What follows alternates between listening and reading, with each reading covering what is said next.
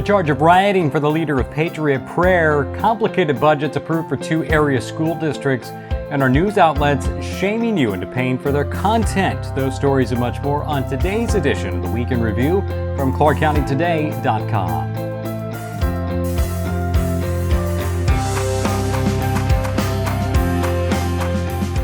Hey everyone, a very happy Friday to you. I'm Chris Brown. The founder of Patriot Prayer, Joey Gibson, has apparently been swept up in a round of charges filed Thursday for a brawl outside the Cider Riot restaurant on this past May Day.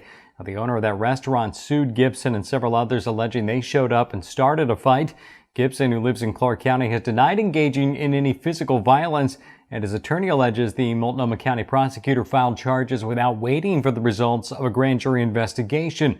Now, Gibson tells Clark County Today he has gotten conflicting information about whether a warrant was actually issued on charges of inciting a riot, a Class D felony. 2 other men, including Russell Schultz of Washougal, were arrested on Thursday. Gibson says he believes the charges are an attempt to keep him out of Portland on Saturday when dueling protests are scheduled, raising concerns of another bloody riot in the streets of the city. The Vancouver School Board on Tuesday approved a new $661 million budget. It includes a $4.5 million cut to administrative services and teachers' aides, but uses $10.3 million in one-time funding to avoid deeper cuts.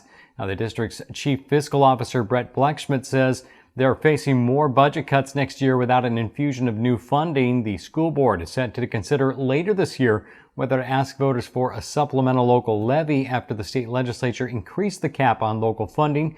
And District Superintendent Steve Webb blames state-mandated programs that largely fall on their shoulders when it comes to funding.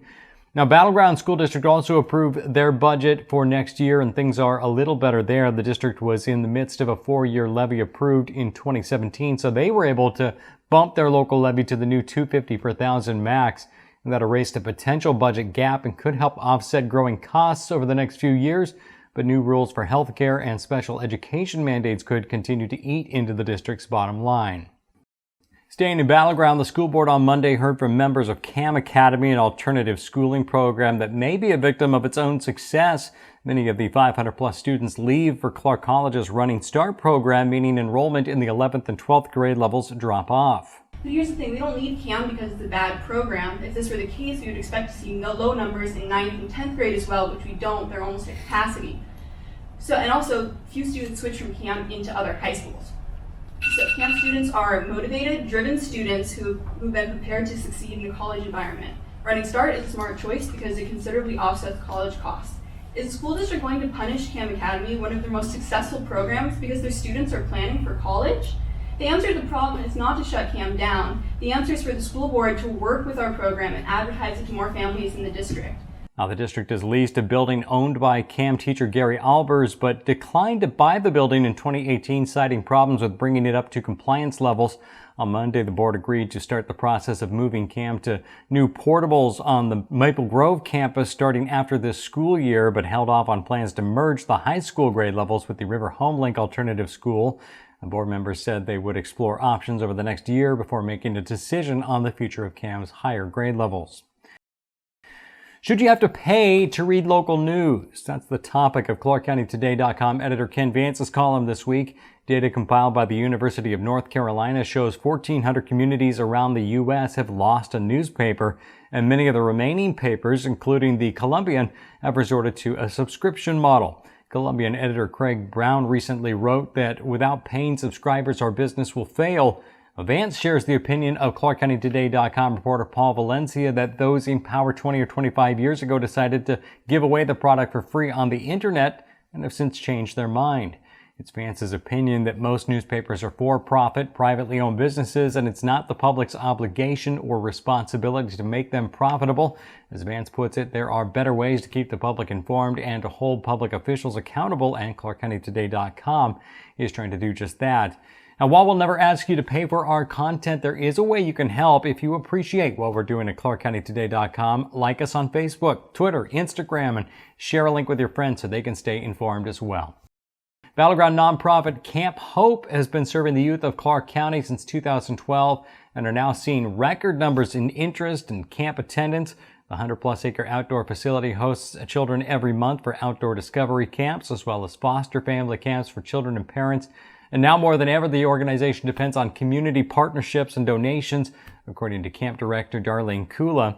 Now, scholarships to cover the cost of getting youth into the camp programs are supplied through grants and donor gifts, the majority of them going to foster children. Volunteers are also needed to help work with the youth during camps. We can't do this without volunteers, Kula told us. It's all about building our team and working together. Check out the full story at clarkcountytoday.com to get involved. Well, summer is almost over, so now is the perfect time to head out on a weekend day trip and look no further than Mount Saint Helens National Volcanic Monument. Our own Jacob Granneman and Mike Schultz took a trip up to discover the best spots and put together this video tour. Welcome back to the Day Trip series from Clark County Today. Nearly 40 years ago, a tranquil mountain in our Pacific Northwest wonderland became one of the most famous volcanoes in the United States.